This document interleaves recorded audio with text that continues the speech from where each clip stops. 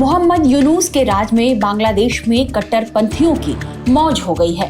खबर आ गई है कि कट्टरपंथी संगठन जमात-ए इस्लामी बांग्लादेश में अगला आम चुनाव लड़ने जा रही है।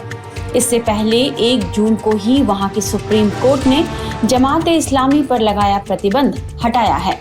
बांग्लादेश के सुप्रीम कोर्ट ने चुनाव आयोग को जमात-ए इस्लामी पार्टी का पंजीकरण बहाल करने का आदेश दिया है, जिसके बाद जमात का बांग्लादेश के अगले चुनाव में हिस्सा लेने का रास्ता खुल गया है।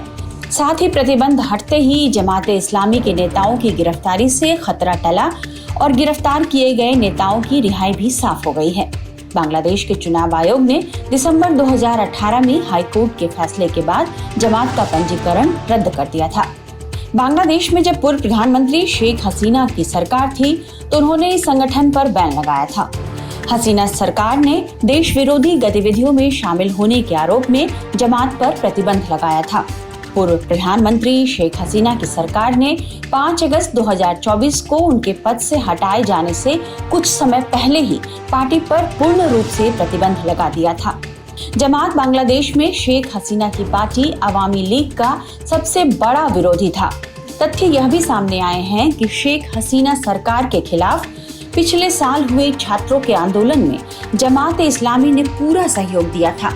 यह वही संगठन है जिस पर बांग्लादेश मुक्ति संग्राम के समय पाकिस्तान की मदद करने और मानवता के विरुद्ध अपराध एवं नरसंहार के आरोप भी लगे थे। लेकिन अब देश में मोहम्मद यूनुस की सत्ता है, इसलिए कट्टरपंथियों की चांदी हो गई है। एक तरफ जमात से बांग्लादेश में प्रतिबंध हटा है तो दूसरी तरफ शेख हसीना की पार्टी अवामी लीग को वहां बैन कर दिया गया है। मुख्य सलाहकार मोहम्मद यूनुस के नेतृत्व वाली अंतरिम सरकार ने हाल ही में हसीना की अवामी लीग को भंग कर दिया। अवामी लीग की गैर मौजूदगी में पूर्व प्रधानमंत्री खालिदा जिया के नेतृत्व वाली प्रतिद्वंदी बांग्लादेश नेशनलिस्ट पार्टी देश के राजनीतिक क्षेत्र में मुख्य पार्टी के रूप में रह गई है। हालांकि जमात के साथ बीएनपी के रिश्ते बताए जाते थे, लेकिन बीएनपी ने अब खुद को जमात से अलग कर लिया है। वहीं अब सुप्रीम कोर्ट से प्रतिबंध हटने के बाद जमात बांग्लादेश में चुनाव लड़ने की तैयारी कर रही है। इससे समझा जा रहा है कि बांग्लादेश में कट्टरपंथी इस्लामिक संगठन फिर से मजबूत हो रहे हैं। हाल ही में बांग्लादेश के सुप्रीम कोर्ट ने जमात-ए इस्लामी के एक आतंकी को रिहा किया है। इस आतंकी का नाम अजहरुल इस्लाम है, जो 1971 में किए रेप, हत्या और अपहरण जैसे युद्ध अपराध की सजा काट रहा था।